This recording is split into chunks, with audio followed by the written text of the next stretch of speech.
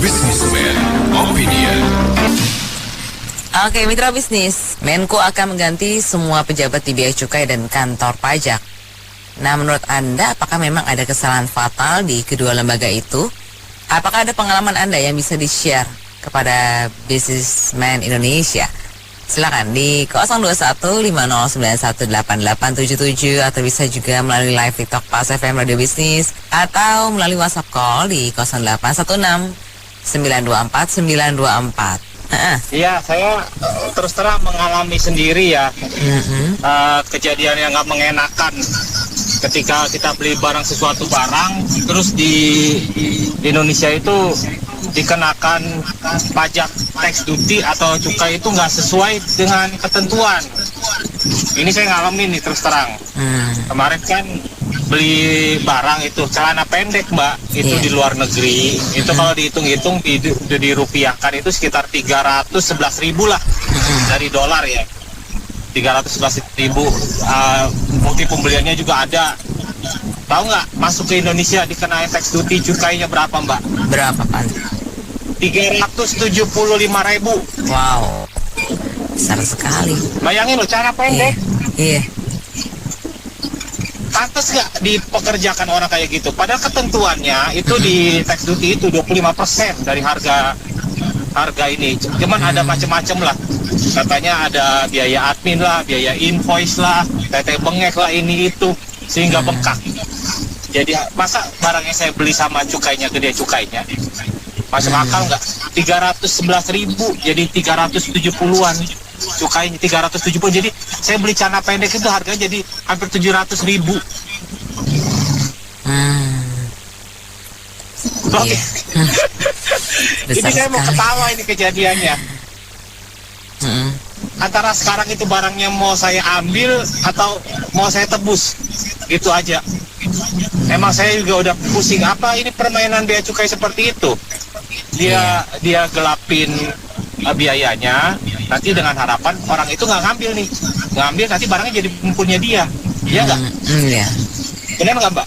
Banyak loh kayak gitu. Ini punya saya, ini yang barangnya receh-receh Mbak. Ini yang orang yang dari luar negeri yang barangnya mungkin ada yang jutaan, ada yang puluhan juta. Dia misalkan dia mau, oke lah saya bayar tax duty sesuai aturan pemerintah 25%, dia udah baca kan di internet.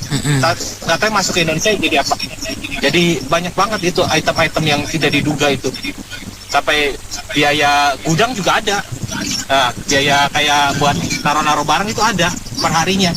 Nah, gila nggak itu? Kalau bisa kita nggak tebus nih, kita taruh nih, kita masih ninjau-ninjau biaya cukainya taruh. Ada biaya nginepnya Pak, berhari Mbak. Gila itu emang Indonesia ini. Makanya jangan harap lah investor mau ada yang nanam modal atau buka pabrik di Indonesia. Kayak gini aja udah nggak beres. Gitu. Jadi nggak masuk akal, saya beli celana pendek jadi ujungnya jadi 700.000. Gitu aja Mbak Anita. Ya kalau memang isu ini jadi benar ya, jadi seluruh pejabat, kalau saya rasa ya pejabat juga sepatu semua diganti. Sama memang udah harus dibenerin ya, karena orang yang baru pun kalau model akhlaknya atau model mindsetnya bahwa adalah dirjen pajak dan bea cukai itu lahan duit, lahan basah, akan begitu terus. Oke. Gitu loh. Jadi nggak mempan ya dengan cara ini ya Pak Petrus menurut Anda? Jadi harus ada parus and rewardnya juga. Karena apa? Tahu saya kan gaji pegawai pajak dan gaji para pegawai pajak ya sama bea cukai itu kan bukan yang termurah dan bukan yang termurah atau bukan termahal, tapi secara gaji kan numerasinya juga lumayan tinggi gitu.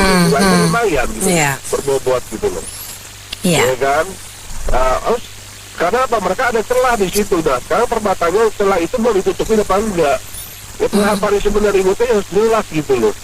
Ya kan? Jangan juga jadi kita tuh kayak pajak, kita tuh sebenarnya kan bahasanya ya kalau memang benar-benar jalan dengan lempeng ya, lurus gitu ya.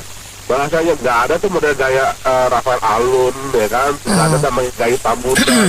Ya kan, nggak ada model-model yang namanya ada table money yang dimana ayo Pak kamu bayar pajak begini ya kan. Jadi sebenarnya apa ya, terjadinya pajak itu jadi ada main under table duit di bawah meja, itu karena apa? Karena ada ngelihat bahwa di mana pajak kita tuh yang nggak sesuai, tapi itu kita nggak boleh berdebat gitu loh.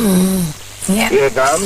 Bahwa kita harus terima tuh dari pemerintah bahwa pajaknya harus sekian, langsung bayar, setor dulu, baru nanti urusan belakang. Pak, kita udah tahu bahwa selama duit udah setor, balik lagi rewardnya setengah mati sama pemerintah. Sebisa mungkin ditahan, kalau bisa nggak usah balik gitu loh. Ya kan, jadi kita tuh nggak ada debat di awal bahwa ini tidak ada sesuai, ini kenapa gitu loh. Kita ngomong dulu, soalnya ribet gitu loh. Nah, akhirnya karena kita ngomong dulu ribet apa? Akhirnya tawarin kan, udah Pak, kita atur deh begini-begini. Nah, itu yang harus dihilangkan gitu loh. Gimana caranya? Ya Pak Pemulanya dan tim lah yang mikir. Kita masalah kita udah pesimis ya dengan caranya pihak-pihak pegawai pajak begitu gitu loh. Ya kan, karena pasti akan jadi permainan kok. Ya kan, itu udah pasti kok. Ya kan, mau kejar bagaimanapun judulnya ada permainan gitu loh sama pihak mereka. Ya kan, di lapangan juga kata ngomong bea cukai juga sama, artinya banyak penyelundupan ya barang-barang, ya kan. Wah, jadi kalau lagi rame isunya pada saat mau dicek baru pada lempeng, pada lurus semua. Habis itu selesai, begitu ya, itu udah kelakuannya semua. Sudah mengakar lagi ya? Ya, gitu loh. Karena juga punishment dan reward-nya itu nggak jelas di sini gitu loh. Iya. Ya kan, yang korupsi bahasanya jadi kayak orang bilang mendingan gue korupsi daripada gue jadi maling ayam. Digebukinnya sama, bahasanya di hukumannya sama. Gitu loh, ya kan? Dan makanya persepsi itu yang dibuat oleh yang dibuat oleh para pejabat, ya kan? Mulai dari jaksa, hakim, ya kan? Kepolisiannya semua sama. Jadi akibatnya apa? Ya itu timbul tenggelam, ya kan? Pejabat daerah, bupati, ya kan? Sadewo, peras kekuasaan, ya kan? Main-main dengan kepala kades, gitu kan? Banyak gitu. Jadi sebenarnya selain perampasan aset ya pendekatan hukum yang jelas gitu dalam arti kata, kalau memang terbukti korupsi jangan yang saya sekali nanti hukuman mati terus baru kedua kalinya, nggak usah. Kita ngomong aja, lu sudah terbukti korupsi ya kan, belum ada kata-kata apa sih OTT, nggak apa pasal 5 hukum mati gitu. Oke. Ya kan, jadi ya jangan dibilang asas kemanusiaan. Tidak ada namanya asas kemanusiaan buat orang korupsi. Karena orang korupsi nggak mikirin orang lain dan nggak mikirin negara. Itu seperti sendiri. Oke. Ya, kalau pengalaman pribadi saya pengusaha cukup lama, hampir 40 tahun. Di 2 tahun terakhir, bea cukai maupun instansi pajak, kantor pajak, ya, agak membaik sebetulnya. Agak membaik ya? Membaik artinya kita tidak bisa main gelap-gelapan. Oke. Sudah mulai ada budaya itu ya Pak Jimmy ya? Ya, tidak separah zaman dulu. Oke. Masih bisa gelap. Cuman kalau di bea cukai masih ada satu tradisi buruk mereka, yaitu barang yang kita udah import secara reguler dan HS numbernya tidak kode HS yang tidak berubah, mereka tetap masukin jalur merah. Nah, itu menurut forwarder kami harus ada amplop, kalau enggak buka jalur merahnya. Itu keburukannya di bea cukai. Kalau di pajak saya lihat mereka tidak banyak mencari-cari, tapi kalau kita ada kesalahan baru dipanggil. Ada waktu dipanggil, manakala kita terbukti memang dendanya itu masuk ke negara, bukan ke pribadi. Nah, itu saya salut kalau untuk kantor pajak. Tapi saya lagi bicara kantor pajak Tangerang nasional. Terus yang saya mau sampaikan pada kesempatan ini, yang paling parah adalah Badan Pertanahan. Itu luar biasa, produk lumbung padi buat para koruptor, dan sehari aku yakin melibatkan uang sangat besar, apalagi kalau Kabupaten Tangerang yang lagi berkembang sangat besar dalam 10 tahun. Jadi kalau kita berurusan dengan BPN, ya, wah udah deh, minta ampun. Mereka tuh tidak mau bilang kayak zaman dulu, ini ada biaya, Bapak mau kasih kita berapa, kayak zaman dulu. Tapi kita dikerjain dengan tiap kali sudah ada janji ini, janji itu, atau bilang oh maaf Pak, atasan saya lagi tugas luar, datang lagi besok ya, datang lagi besok, oh iya Pak, meeting Pak, bakalan lama sampai sore, terus begitu, sampai mereka mau kita tuh bagaimana caranya bisa ada pendekatan di bawah meja. Oke. Itu setiap kali kita ngurusin surat pertanahan selalu begitu, tidak pernah ada bolusnya. Iya. Dan kalau sudah ketemu dengan yang bersangkutan, biang keroknya, waduh uangnya nggak kira-kira, nggak kira-kira banget. Jadi mereka ini perampok yang sangat besar, tapi sudah puluhan tahun tidak bisa diberesin. Demikian dari saya. Jadi kalau lembaganya nggak salah menurut saya. Yang salah adalah budayanya. Budaya ini kan udah dari zaman Orde Baru udah begini. Iya. Dulu gajinya dinaikin sampai 9 kali, udah bagus, sekarang berizin lagi. Apakah mau dinaikin lagi? Satu, yang kedua itu mungkin penempatan orang-orang yang mungkin nggak tepat. Iya. Ini kejadian bukan hanya dia kita aja loh. Hampir semua instansi begitu. Iya. Tadi ada BPN begitu ya Pak Saifuddin. Kan penempatannya model Ahok dulu di lelang jabatan mungkin mengurangi. Menghilangkan sih mungkin ada yang mengurangi. Saya merasakan waktu zaman Ahok ngurus EMP itu kan lewat biro jasa dipindahin 9 juta. Iya. Saya urus sendiri cuma habis 105.000 dan itu udah langsung ke bank. Oh sama kasih amplop ke tugasnya nggak mau. Iya. Dia takut karena ada CCTV. Jangan Pak. Ini yang saya merasakan itu. Jadi kadang-kadang ambil kita ya ini dari masyarakat juga kita ada ngasih amplop, ngasih apa. Iya. Jadi hampir semuanya budaya itu udah merajalela kemana-mana, udah merata. Jadi menurut saya kalau mau ganti ya itulah sistem kayak Pak Ahok itu. Gitu, Bu. Lebih ketat ya ininya pengawasannya ya Pak Saifuddin ya. Iya, kalau yang di selain janda kemarin di di Gubernur BI. Itu mah belum dites sudah tahu siapa yang menang gitu. Siapa yang menang. Iya. Ya. Kalau saya bilang kalau ini yang mau dirubah, yang mau diganti-ganti ini siapanya? Pejabat atas apa pejabat bawah? Kalau karena gini ya, kalau pejabat atas yang diganti itu uang setorannya ke petinggi-petinggi yang nggak kelihatan. Kalau pejabat bawah emangnya bersih juga nggak bersih. Pejabat bawah itu uangnya masuk kantong untuk membiayai keluarga karena gaji doang nggak cukup. Jadi ya kalau memang mau ganti ya ganti semua ya. Kalau saya lihat misalnya kayak bea cukai itu aduh kadang-kadang ya waktu itu ada tarifnya pun masih bisa dimain-mainin karena kami ini kan awam ya. Kadang-kadang yang zaman dulu masih bisa import dari beli dari Shopee terus nanti ada biaya tambahannya. Nah itu aja diperas. Ya kadang-kadang aduh kita bingung nih kalau di hitungannya nggak jelas, aturannya nggak jelas dan mereka bisa bermain. Mereka bisa putar-putar ibaratnya kayak udah tahu undang-undangnya yang mana bisa dipakai. Loh, kita kan awam. Padahal bukan untuk jual lagi, untuk pakai sendiri juga masih digituin. Jadi memang harusnya semuanya diganti ya. Kalau pakai cara ekstrimnya itu harusnya panggil asing aja masuk dulu, benar kata Pak Purbaya ya. Seolah-olah analoginya tuh kita digajah dulu aja deh lagi, biar ingat kalau dijajah tuh kayak gimana. Jadi pejabat-pejabat kita itu, orang-orang kita itu ya memang gitu, mentalnya semua mental penjahat ya, mental cuma untuk sendiri ya. Jadi yang harus dirubah manusianya, mentalnya sama sistemnya. Satu-satunya cara harusnya ya dijajah dulu, biar ingat dulu dijajah gini toh. Ini pada lupa, mungkin 3,5 abad dijajah Belanda pada lupa. Jadi udah keenakan semua. Peres rakyat semua. Siapa rakyatnya ya? Kita ini semua. Mau dari nggak cuma di becok, di jalanan, polantas. Itu aduh kacau, negaranya memang kacau.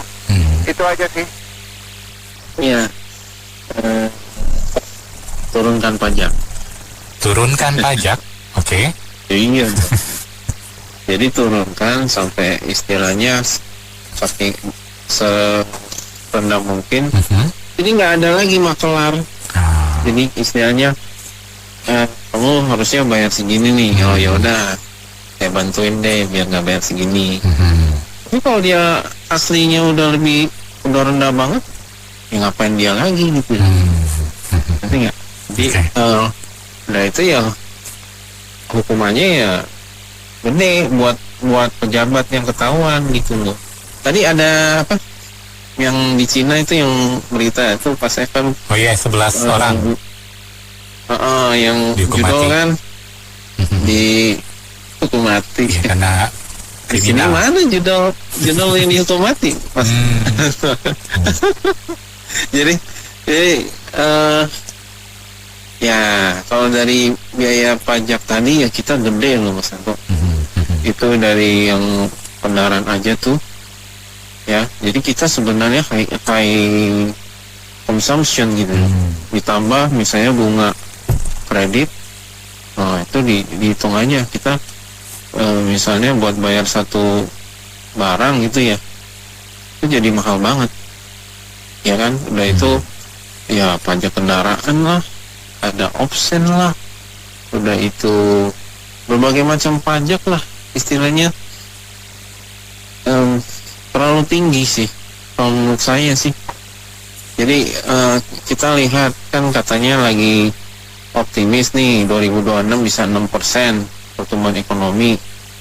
Nah kalau misalnya bisa ntar pajaknya mau dinaikin PPN-nya, ada itu yang online dikenain atau UMKM nggak jadi 0,5% lagi ya kan. Apakah kita sendiri udah sembuh atau belum gitu? Jadi kan istilahnya dia butuh duit untuk program-program dia. Nah tapi sepertinya pajak ini digencar-gencarin gitu loh, mencari dana kita. Nah di sementara kondisi kita ya saya bilang bukan bertambah baik ya. Nah, ini berita-berita banyak yang mau di PHK lagi gitu loh. Jadi kita jarang-jarang dengar berita bagus gitu. Jadi kan bursa saham juga kayak gitu. Nggak tahu. Jadi apakah investor berani ya kan beli saham? Ya kan berarti kan dia orang pada keluar gitu. Iklim ekonomi di Indonesia tidak kondusif. Tidak kondusif. Jadi apakah masih bisa Pak Purbaya optimis gitu kan? Dengan hanya apa?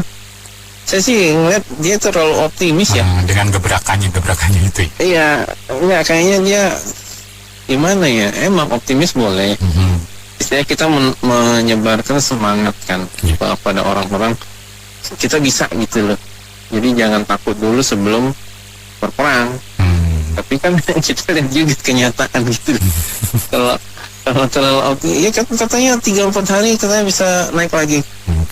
Kan kita lihat aja. Saya sih masa kalau dunia zaman sekarang nggak bisa ya diprediksi gitu loh. Kan pemimpinnya nggak bisa diprediksi. Itu yang Mr. Donald itu itu kan kayak awan itu.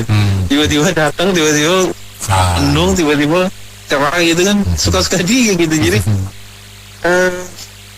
ya saya lihat sih kayaknya belum tentu lebih baik lah gitu. Jadi ya apakah dengan pemecatan penggantian orang ini akan berhasil ya kita lihat aja masalah. Ya, harus berani katanya. Kalau beliau kemarin kan harus berani karena itu adalah kunci perubahan. Iya, kunci perubahan. Ya tapi kalau misalnya ini udah diganti, ternyata daya beli nggak bagus. Jadi nggak ada yang, kalau daya beli menurun, kira-kira pemasukan pajaknya naik atau enggak? Gitu aja deh. Oke. Ini masalah pajak lagi ya. Ya, jadi mengganti semua pejabat bea cukai dan kantor pajak nih. Kenapa? Ada apa? Kenapa? Dan apakah berdampak? Ya kalau saya sih sebagai rakyat Jakarta sih Mas ya, saya sih senang-senang aja dengar Pak Purbaya mau mengganti lembaga-lembaga yang selama ini di dalam tanda kutip dicurigai mungkin lebih tepat sih jangan dicurigai sih, masnya udah banyak bukti sih terus siapa gitu yang siapa tuh yang jayus, terus apalagi gitu yang banyak sekali pegawai pajak yang ternyata melakukan penggelapan pajak. Dan sayangnya ini apa namanya, yang dihukum cuma mereka aja mas, sedangkan dalam balik itu nggak pernah ketangkep kan, jadi mereka seakan jadi tumbal tuh si Jayus, Rafael dan lain-lain terus cuma jadi tumbal. Sebenarnya saya yakin bahwa mereka tuh bekerja dalam tim mas, kan mungkin sendirian. Angin masa pegawai rendahan kelas kayak si Jayus bisa menilai pajak ambil triliunan mas. Itu kalau nggak ada campur tangan dari atasan nggak mungkin mas. Ibaratnya saya tukang kelontong gitu ya, bisa ngelapin mobil-mobil mewah kan, sesuatu yang di luar nalar itu mas. Cuman sayangnya pemerintah pada saat itu kok nggak berani menelusuri siapa di atasnya Gayus ya. Jadi yang selama yang kita kenal ya cuma Gayus doang yang orang jahat itu kan, sebenarnya lainnya baik gitu. Padahal yang lebih jahat dari Gayus itu banyak gitu mas. Nah jadi kembali ke Pak Purbaya tadi, ya bagus sih kalau yang membersihkan. Cuman kita berharap bahwa yang dibersihkan ini benar-benar orang-orang yang nggak benar gitu mas. Jadi jangan sampai ntar yang begitu orang jahatnya keluar, yang dimasukkan ternyata teman-temannya sendiri kan, sama aja mas. Cuman ibaratnya ganti baju doang, dalamannya masih sama juga. Jangan-jangan malah sengaja dimasukkan orang-orang ininya agar semua lebih terkontrol lagi, antara kutip setorannya ke satu titik gitu mas. Ya ini salah satu asumsi aja sih ya. Cuma, jadi takutnya malah metodenya yang berubah ya. Ya kita nggak tahu nama dinamika di kehidupan kan, bisa saja seperti itu atau bisa saja lebih baik. Tapi sebagian besar sih ya kayaknya sih gitu mas, mengarah kepada ke satu titik tadi yang saya sebutkan tadi. Kebanyakan sih seperti itu, karena biasanya setiap kali ganti pemerintahan pasti ganti juga orang-orang supaya orang-orang yang bisa dalam tanda kutip bisa disetir lah supaya sesuai dengan keinginan si pemerintahnya sedang berjalan tuh. Jadi walaupun apa namanya ya antara 50-50 lah mas, antara optimis dan pesimis sama lah kita harapannya gitu. Jadi kalau nanti suatu saat ternyata pergantian itu gak sesuai dengan harapan rakyat, ya kita jangan terlalu kecewa gitu.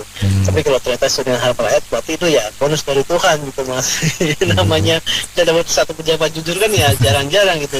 Takutnya kasarnya ini ya menunjukkan kejujurannya, moga-moga bisa ditiru oleh pejabat di kementerian lain, seperti kementerian apa namanya yang paling basah itu tadi bagian bea cukai dan keuangan mas ya. Yang kantor pajak. Ada lagi yang ada lagi yang lebih basah loh kalau pada mau tahu mas, bagian PU itu pekerjaan pekerjaan itu juga banyak tuh sebenarnya. Iya.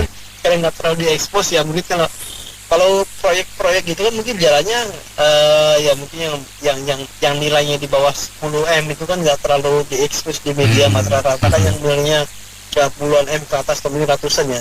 Juga banyak sekali tuh mas kutu-kutu yang nakal-nakal itu, yang proyek bawah 10 M tapi realisasi di lapangan cuman yang dipakai paling antara 4 atau 5 lah, nggak nyampe lebih dari itu. Sisanya ya mungkin buat setoran kanan kiri, entah itu si bos A, bos B ya. Kalau mungkin Mas Anto sering main di lapangan, tahu lah setoran mana belum termasuk uang sebulan gitu. Nah kayak salah satu kasus dulu kan saya pernah menghandle di bagian eksim ya, ekspor impor. Itu kalau barang kita ketahan dari luar negeri mas, yang namanya masuk jalur merah, itu kita udah ketar-ketir mas.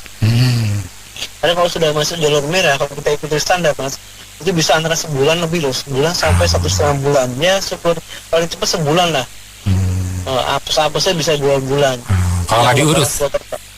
Iya, maksudnya dia pengurusan secara normal, secara standar mas. Normal ya. Nah, itu paling cepat 1 bulan. Nah kalau kita ngikutin pengurusan secara normal itu kan itu imbasnya kepada ke customer mas. Pengiriman kita ke customer terlambat, ujung-ujungnya nanti kita akan kena penalti, kena dekan dari customer. Nah jadi yang ada malah kita bukannya untung malah tekor. Ya customernya lari ya. Jadi mau nggak mau untuk supaya barangnya bisa keluar segera ya terpaksa lewat jalur ini mas. Jalur bawah meja loh, jalur meja. Oke. Ya. Nah itu sudah umum terjadi mas pada saat itu. Saya dulu mengenai ekstrim itu antara tahun 2008 dan 2011 sampai 3 tahun itu sudah hal yang lumrah lah di kalangan mereka tuh. Makanya kadang-kadang sambil bercanda aja kalau begitu ada tahu pemberian PIB masuk gitu kan, masuk alat lain udah deh paling sorenya kita ketemu makan Oh, bentar. iya. Juga udah tahu masih mana Oke, arahnya. oke. Jadi, ya kalau bisa yang hal-hal seperti itu dipastikan lah oleh Pak Purbaya supaya apa? Nanti yang dirugikan juga sebenarnya para pengusaha kalau ada hal-hal kayak gitu, Mas. Nanti kan apa beban kos usahanya makin tinggi, ya ujung-ujungnya ya ada dua cara sih, kalau nggak menaikkan harga barang mungkin ya keuntungan berkurang. Tapi biasa sih kalau keuntungan berkurang tuh jarang diambil, paling ya kita naikkan harga barang. Ini Pak Purbaya sebetulnya gebrakannya bagus. Iya. Cuman ini udah mendarah daging masalah korupsi di cukai, di pajak. Itu sejak saya dulu kerja di kargo. Iya. Kalau itu uang pelicin harus ada. Kalau nggak ada uang pelicin, dokumen nggak bisa keluar. Harus ada tuh ya Pak, harus. Ada. Semua dirjen itu. Walaupun nunggu gitu nggak bisa tetap. Ya udah kita mau nunggu gitu. Diabaikan. Oh, oke. Pokoknya di dokumen kita tuh harus ada selipan. Ada duit. Itu bukan di dirjen pajak aja, bukan di dirjen Bea Cukai. aja. Seluruhnya. Seluruh instansi. Oh, begitu gitu. Semua. Entah bikin SIM lah, entah bikin SNK lah, BPKB, semua. Nggak pilih-pilih, semua udah kayak sepertinya korupsi di Indonesia tuh udah mendarah daging. Udah sulit. Kalau sekarang Pak kan udah online semua nih sekarang. Sekarang masih tetap Pak. Online ada salah aja yang dibuat. Semua begitu. Ini yang ketahuan dirjen pajak, ketahuan dirjen Bea Cukai. Ada di Departemen Perhubungan juga begitu. Dirjen Perhubungan Laut, Dirjen Perhubungan Udara, Dirjen Perhubungan Darat sama juga. Semua. DKI juga begitu, sama semua. Merata. Oh, bukan merata lagi, udah susah. Ya. Jalan satu-satunya ya itu mesti diamputasi satu generasi. Ya. Satu generasi karena udah keenakan. Mereka bilang nggak apa-apa lah, mau gaji kecil nggak masalah. Yang penting seserannya banyak. Sabetannya. Sabetan atau seseran ya. Ya, saya dulu pernah kerja di kargo juga pernah. Iya. Hubungan udara, hubungan laut. Itu MKL semua itu begitu semua. Harus ada uang pelicin. Kalau nggak ada, nggak keluar dokumen. Semua instansi begitu. Perhubungan kalau mau dilihat semua itu adalah Menteri Perhubungan Laut juga, Dirjen Perhubungan Laut, terus Menteri Perhubungan, Menteri Luar Negeri segala macam itu semua harus ada itunya, ada uang pelicinnya. Itu kalau si Noel itu hanya sebagian kecil ya apa namanya ya banitnya banyak soalnya. Iya. Jadi Noel tuh cuma kecil doang ya Pak ya? Waduh, ini seperti gunung es aja. Di bawahnya luar biasa. Pokoknya agak susah lah kalau siapapun dia menjadi presiden. Karena sistemnya ini belum dirubah. Pola sistemnya harus tegas, keras. Jangan ada toleransi. Kalau ada toleransi, masuk. Gak tega lah gini. Ini polisi gak begitu juga. Oknum polisi. Bukan polisinya, oknum polisi. Iya, betul. Ya contohnya seperti kemarin. Si Edi Sianto itu. Mana orang istrinya dijambret sama penjambret, dikejar, terus ketabrak. Nabrak sendiri lagi sebenarnya itu, nabrak. Bikinnya undang-undang lalu lintas. Bukan undang lalu lintas, itu penjambretan kriminal. Iya. Cuman si Hogi itu tidak bisa dipidana karena bukan dia yang membunuh. Dia mati sendiri. Iya. Kecelakaan tunggal. Masa kecelakaan tunggal dibikin pidana? Ngaco. Pokoknya orang nabrak pohonnya mau dipidana. Kayaknya benar juga. Gimana? Ini kadang-kadang logikanya nggak beres. Ya seperti kayak mamanya kasus Jokodok nih, Jokowi. Nah itu juga kasus berlarut-larut sampai 2 tahun begini belum apa-apa. Kan itu kan mengulur-ulur waktu. Jadi nggak ada ketegasan juga dari kejaksaan, dari sipilter yang udah inkrah, nggak ditangkap-tangkap dari 2019 sampai sekarang. Ya ini gimana nih negara kita ini? Negara apaan ini begini? Semuanya takut sama duit. Itu aja, Pak. Ya, oke. Ini, aduh, Pak Purbaya, ini maksudnya pertanyaannya sih klise ya. Ini nggak usah pakai survei lah, tanya pembayar pajak ya. Wajib pajak kan banyak itu. Dulu weekend dia aja pernah ngomong, dia itu diperas waktu sebelum dia jadi menteri ya. Dulu lah, itu mungkin udah 30 tahun lalu. Ngapain saya bayar patuh? Bayar patuh juga diperas sama aja, dia bilang. Ya kan? Jadi memang pajak itu begitu. Jadi petugasnya brengsek. Itu nggak usah pakai tunggu meledak baru. Inilah Anda survei sendiri. Kalau benar mau benahi ya Pak Purbaya, itu tanyalah orang ini ya, teman-teman Anda. Nggak usah jauh-jauh. Itu yang diperes mah banyak. Jadi, oh ya ini kurang bayar nih 20 miliar. Tapi cukuplah bayar 10 miliar ya. Nanti saya ngatur.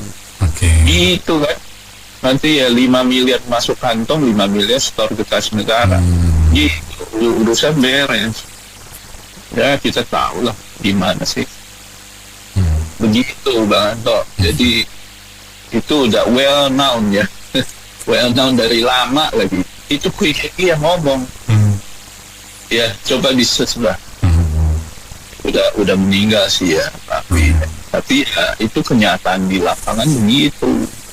Jadi Anda patuh, dikerjain juga, ya. Jadi mendingan nggak usah full, nanti baru nego, gitu masih bisa. Ya itu konotasi. Ya kayak bea cukai, pajak, ya itu wilayah enak, basah itu. Kalau bisa masuk di situ ya, waduh, kaya raya deh. Coba Pak Pur cek itu kekayaan pegawai pajak atau DJP-nya ya. Waduh, luar biasa.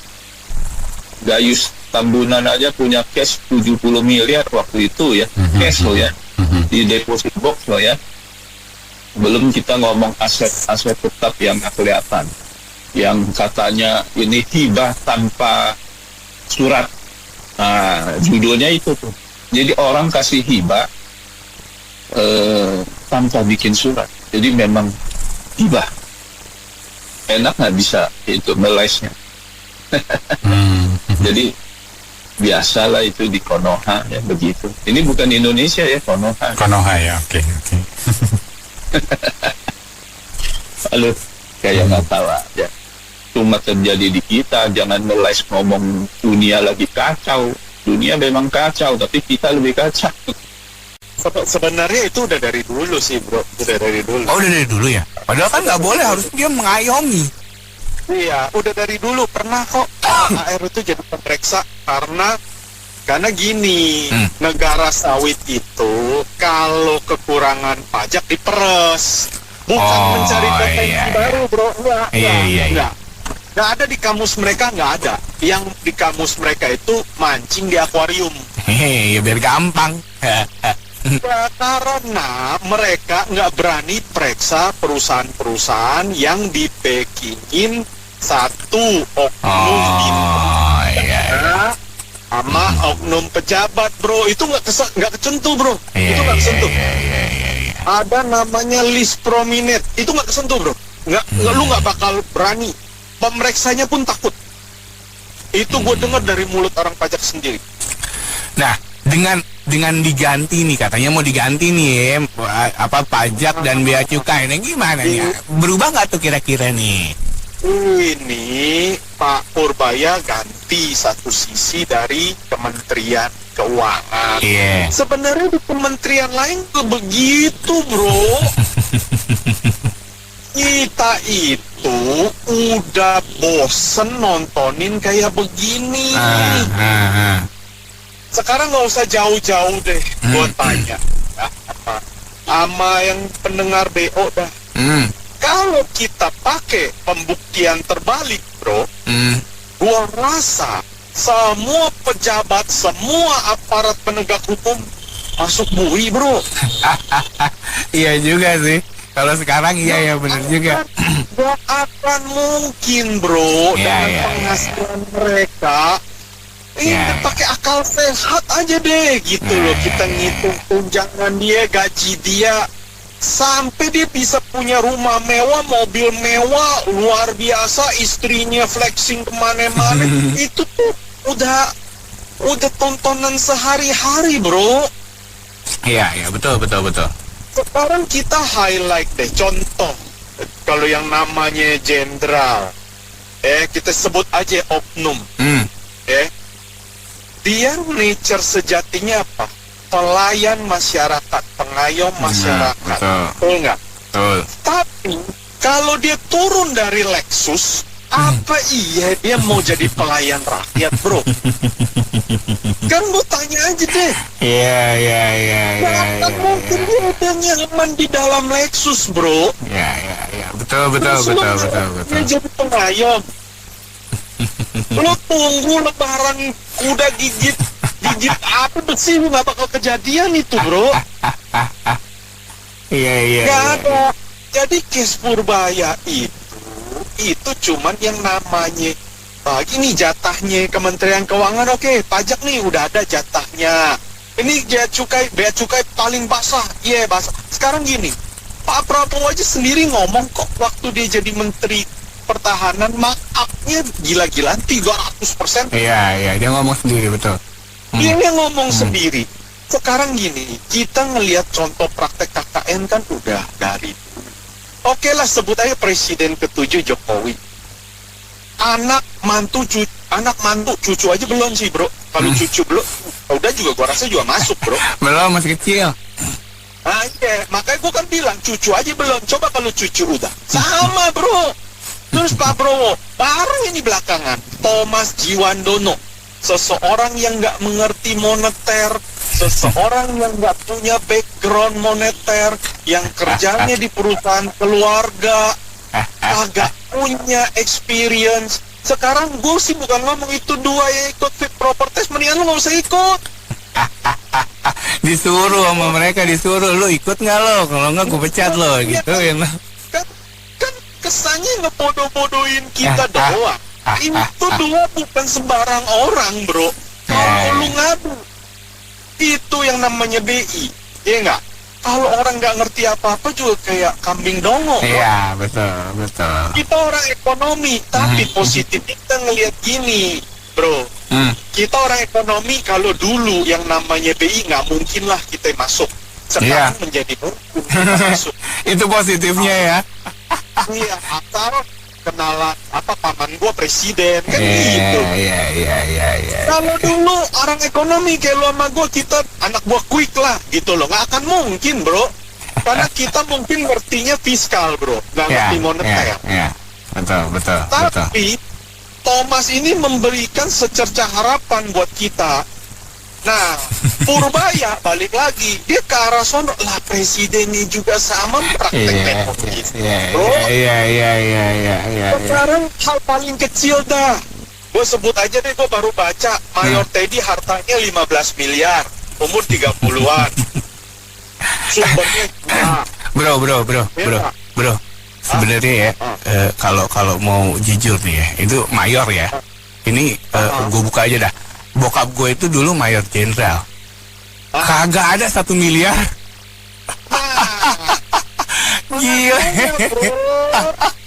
Bukan ngomong lah bro, 15 miliar atau 30. Gua punya 1,5 miliar ini, per 10-nya nggak mungkin bro. 30. Kayak ya.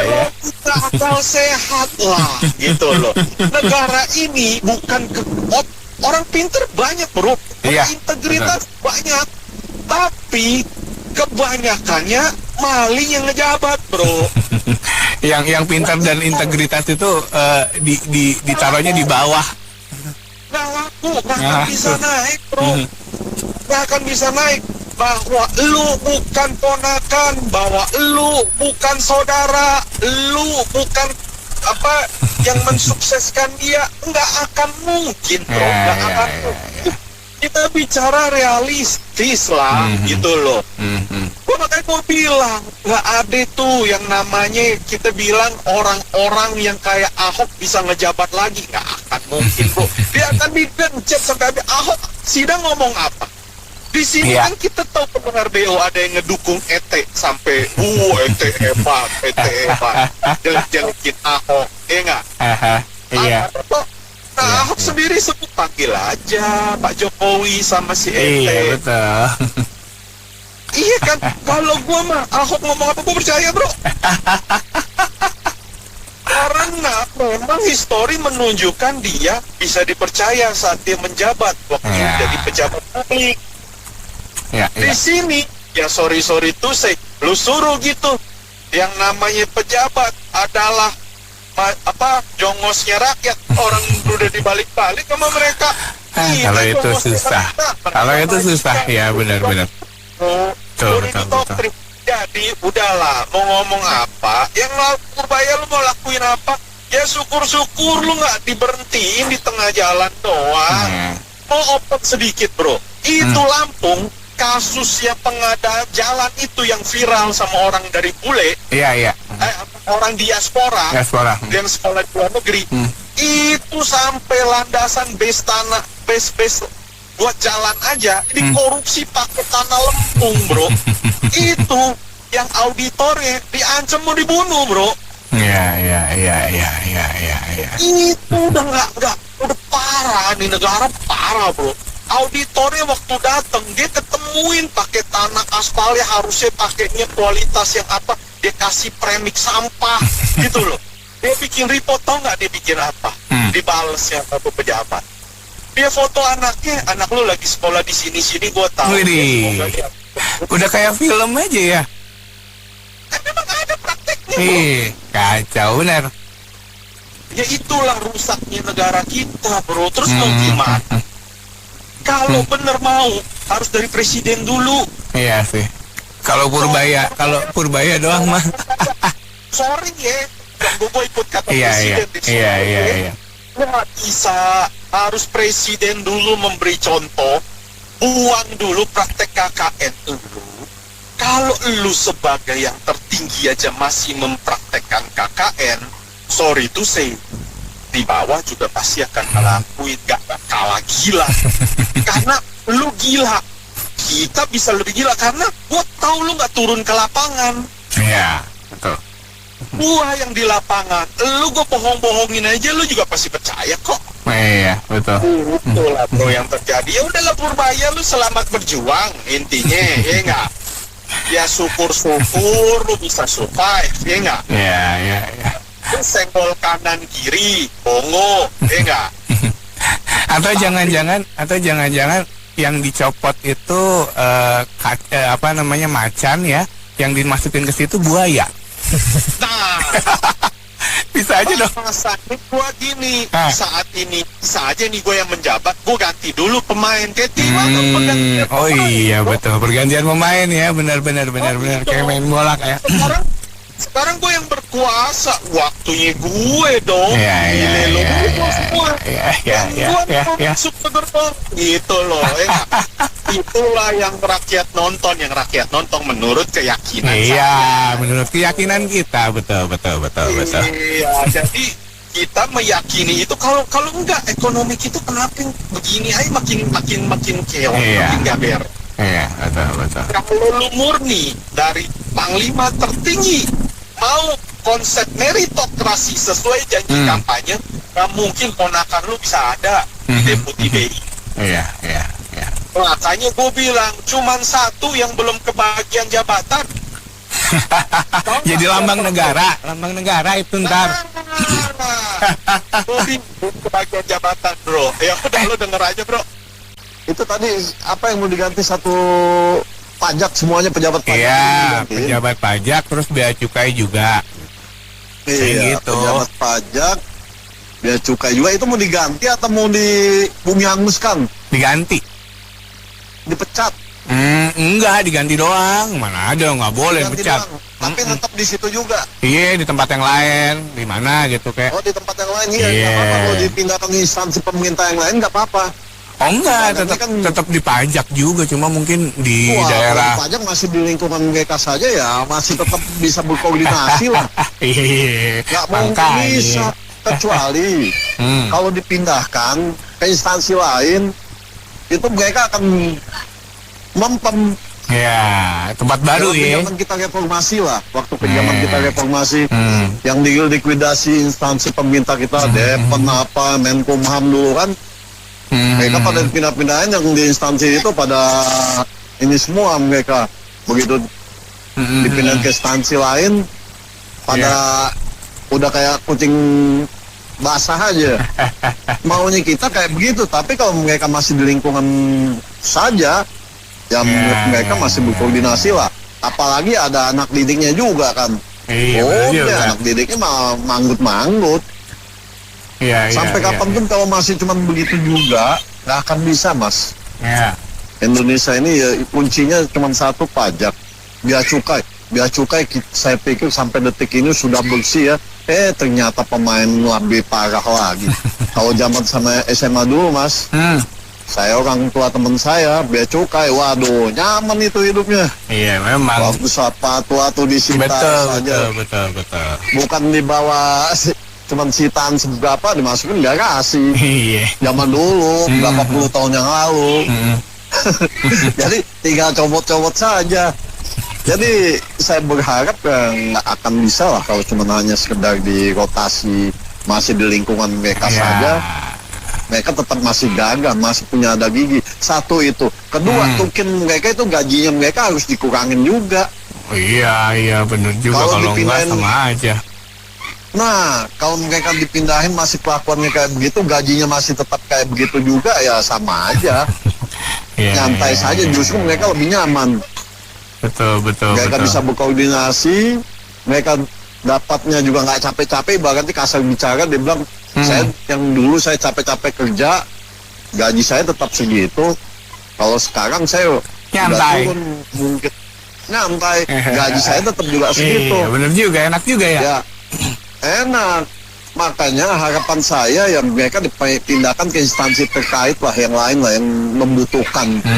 Di situ mereka nggak akan bisa apa-apa lagi, tapi selama mereka masih di lingkungan mereka masih tetap berjalan dengan baik dah. Iya betul. Karena kan KKN sekarang ini kan lebih ditonjolkan, kelihatan sampai Tommy bukan Tommy Soeharto ya. Iya, bukan. Iya. Iya, kita juga ya udahlah, sampai yang nggak jelas pendidikannya juga nggak jelas pemimpin, kita juga bingung kan. Negara ini harusnya kan ke depan maju itu harusnya lebih bagus. Harusnya kita lihat para pendiri kita, para diplomat kita, para founding father kita, mereka berjuang, benar-benar berjuang, otak mereka yang bermain. Kalau sekarang, aduh, kita lihat yang sampai kemarin itu polisi sama Babinsa itu masalah SW, ya kan? Itu sumber daya manusianya, hukumnya kemana? Terus yang di mana lagi tuh masalah orang nabrak istri padahal ngebela istrinya. Nah, itu kejaksaan, kepolisian, bingung kita sebenarnya ini. Sumber daya manusia kita ini yang direkrut oleh negara, tapi kok kayak begini hasilnya, ditunjukkan semuanya. Sumber daya manusia yang tidak berpotensi semua, memalukan sebenarnya. Kasihan Rakyat sudah bayar banyak pajak. Saya kembali lagi, saya kupas lagi. PBB saja Mas ya. PBB itu tempat kita bekerja, tempat kita nyari uang, kita masih dipajakin di tanah kita sendiri. Logikanya berpikir sehat. Saya udah mencari kerja apa sana ini sini. Ini buat bayar pajak, buat negara, buat Anda yang saya gaji. Tapi kenapa saya di rumah saya sendiri saya dipajakin? Padahal di rumah kita tidak mencari kesenangan. Lain kalau kita cari kesenangan dipajakin nggak apa-apa, kita rela, ya nggak? Ya saya berharap ya pajak-pajak itu ya sampai detik ini kita banyak dibodoh-bodohin. Pajak kendaraan kita diprogresifin sampai sekarang. Kemana uangnya? Balik nama kita dipajakin. Kemana uangnya? Nggak jelas. Ya harapan kita ya mudah-mudahan Pak Purbaya mana orang yang nggak potensi yang mendingan pindahkanlah ke institusi lain. Oke. Siap. Karena mereka itu kalau masih di lingkaran mereka akan tetap sama aja. Ini akan tetap sama dan ini pemain-pemain canggih semua. Oke. Bukan ece-ece. Gitu saja Mas. Berarti kan sedang bersih-bersih nih ya Mas Purboyo ya. Iya rencananya. Bersih berarti kan karena memang yang saya cermati itu mau ini kan masih sosok idealis lah ya. Sosok idealis yang masih on fire. Jadi kalau bersih-bersih ya berarti nanti endingnya harus ada saya rasa ada target yang mau harus achieve target ya kan. Kalau perlu ini kalau memang dirjen-dirjennya semua ya pajak, cukai ya sudah ganti ya. Kalau istilah tadi kan ganti pemain ya paling tidak itu bisa menaikkan Mas ya, menaikkan target pendapatan penerimaan negara dari pajak ya. Nah kalau perlu yang kan ada ya 200 atau berapa itu yang ini pajak ya yang masih belum itu ya tertagih ya, yang kelas-kelas big ya, yang mereka wajib pajak ya. Iya wajib pajak yang besar. Iya yang besar-besar itu, dan kalau perlu ya tidak perlu tebang pilih siapapun ya, mau itu perusahaan dimiliki penguasa mungkin pejabat sekarang ya, memang kalau mau menaikkan pendapatan negara dari situ ya memang harus jangan tebang pilih. Nah ini ada keberanian nggak dari Mas Purboyo, itu yang pertama. Yang kedua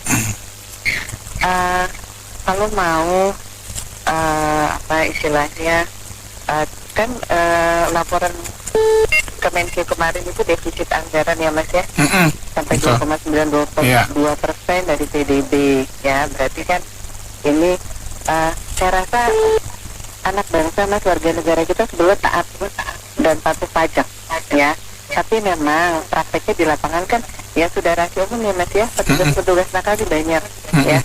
Contoh waktu itu sebelum saya founder ya, founder yayasan lintas disabilitas waktu 2023 itu kan laporan pajak sudah tahu kalau kami itu nirlaba non profit ya. Iya betul. Tetap kan kami laporkan ya 2023.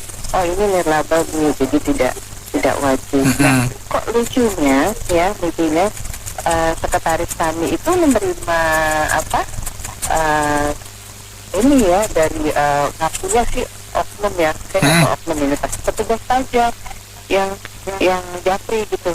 Saya bingung, mereka tahu nomor sekretaris kami. Nah itu dia. Nah kebetulan sahabat saya juga Mbak Kini ini kok ada tagihan lah. Ya, saya sudah laporkan ini nirlaba non-profit dari 2003. Nah ya, kalau nirlaba ya memang sudah diketuk. Kok saya juga bingung nomornya dari mana ya, mereka tahu. Itu pertama. Jadi memang oknum nakal ini masih banyak Mas ya, yang mungkin tidak tersebut.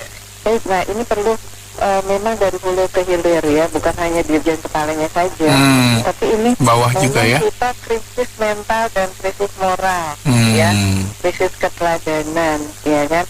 Jadi seharusnya kalau mereka ya nanti kedepannya oknum mungkin yang tingkat pelaksana di bawah itu nanti harus diberi label gitu ya, tidak menerima ya pungutan selain gaji gitu ya, harusnya ya. Harusnya. apa namanya, mereka dikasih inilah ya, mereka bawa istilahnya kalau surat tugas. Nah itu harus ada keterangan tuh tidak menerima penghutang di luar gaji gitu ya harusnya ya Mas ya. Nah tapi memang di sini balik lagi Mas, mental moral ya. Jadi ya mungkin ada tercecah harapan lah ya dengan digantinya ini, ya mungkin nanti kedepannya penghasilan penerimaan pajak lebih mudah-mudahan lebih maksimal. Betul. Nah termasuk ini Mas, teknis aplikasi Cortex-nya itu ya, itu kan juga jangan istilahnya diperbaiki ya. Iya. Kan ada kesulitan katanya di situ ya. Betul. Jadi hal yang mudah jangan dipersulit ya. Nah kalau pajak itu, kalau di Bible itu sebetulnya pemungut cukai itu orang paling berdosa sebetulnya Mas. Iya.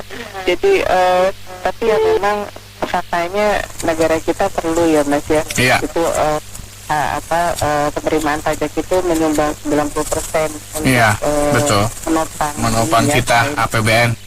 Iya, ya memang katanya masih hanya berkutat di situ, harusnya lebih kreatif mungkin ke depannya. Iya. Ya masih, dan ya catatan saya ya sebetulnya warga kita sebetulnya taat patuh pajak tadi. Iya betul. Ya, itu tadi. Betul. Iya, sebetulnya kalau mereka ya maksudnya mereka punya rasa nasionalisme, memiliki, terus juga merasa wah saya bayar pajak tapi peruntukannya betul kok, tidak digarung, maling, pasti bayar. Itu mereka akan ada tinggi loh, tidak perlu dioyak-oyak. Betul. Tapi kalau katanya mereka lihat, gue udah bayar pajak banyak gitu ya, tapi kok masih didorong, dimaling, bahkan oknum-oknumnya ya Mas ya. Tapi kan contoh kayak kasus Gais Tambunan dan lain-lain, kok bisa ya hartanya sedemikian banyak, ya mereka juga males Mas untuk bayar pajak gitu. Betul. Jadi coba kita perbaiki juga ya oknum-oknum mental moralnya ya, contoh keteladanannya ya.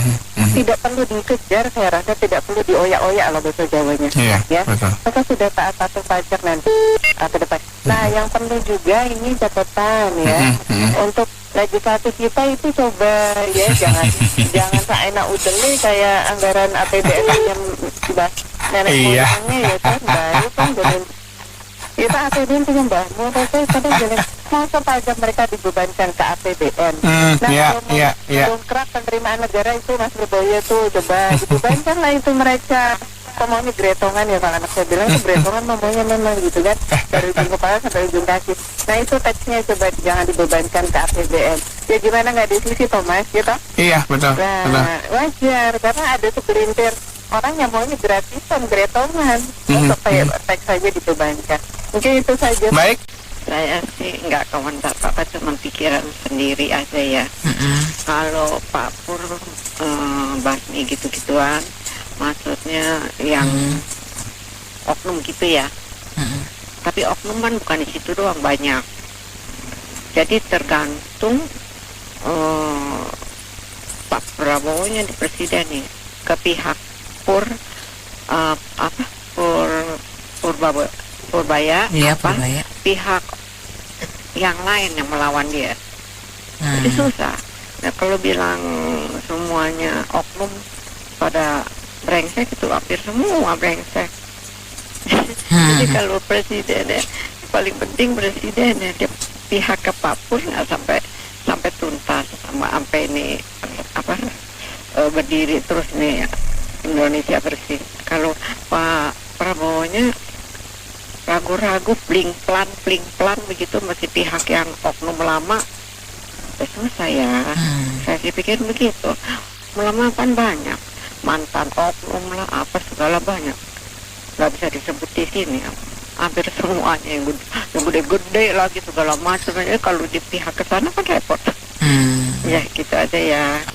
Ya ini kan kalau dilihat seakan-akan bagus lah ya. Jadi istilahnya yang harusnya pembayaran pajaknya full ke pemerintah kan, jadi udah nggak dibagi-bagi lagi, nggak ada yang dapat ini, ya bagus sih.